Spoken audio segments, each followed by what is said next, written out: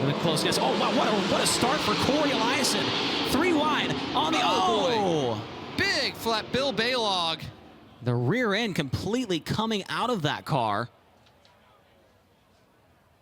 And the red flag waves all stop here in heat race number 8 as Bill Balog makes severe contact with the outside wall. Eldora Speedway safety officials and high limit racing officials on the scene to check on Balog. Bill Balog climbing out of the car over in turn number 1.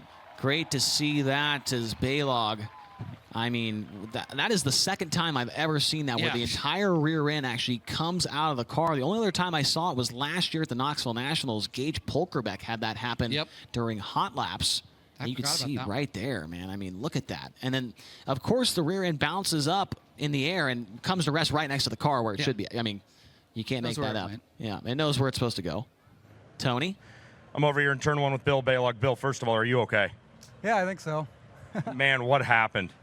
Yeah, somebody got outside of me, and it looked like the pole sitter just sort of spun out, you know, and yeah, I don't know.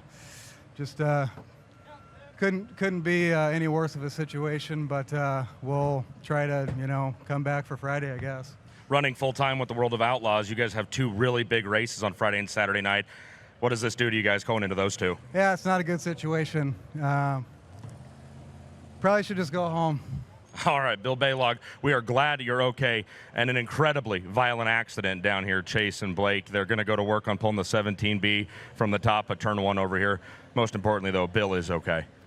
We got a replay for you if you're watching at home on Flow. If you're here at the track, take a look at the big screen in turn number 2, and we will see what happened to Balog. Starting outside the front row was Logan McCandless, and Kelby Watt got a good start around the outside, but then Balog goes to the bottom and actually gets into the pole sitter, that being Jordan Ryan. Look at the rear end come blowing in there.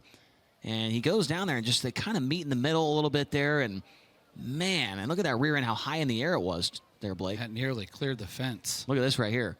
Look how high that ear. Oh my God, it was over the fence. Look how high the rear end was there. Holy cow. It was higher than the cat. This should be a really good angle from Jeff Converse down there in turn 1 of how high that rear end actually was. I cannot believe it just sheared right out the back.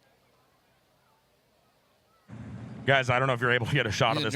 Yeah, it flew over the fence right there, Tony. There's a tow truck driving away from the 17B, and all it's got hooked up to it is the rear end assembly.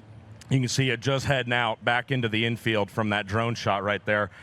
Such a wild accident. There it is, a good shot of it right there. The complete rear end just completely ripped out of the back of Bill Balog's machine. And as we watch him try to get that car unstuck from the top of turn 1, I mean, it's literally just destroyed. The entire back end of that race car is mangled like you can't imagine. I mean, we have to talk about what it takes for that to even happen. I mean, these cars are built so well in 2024, and sometimes things like that happen, and that rear end has to literally go through the chassis to come out of that deal. It's not like it's just held in there with a couple of, you know, duct tape and a some spit or anything. I mean, this thing, it got forced out of there so hard. Nowhere to go for Bill either. No.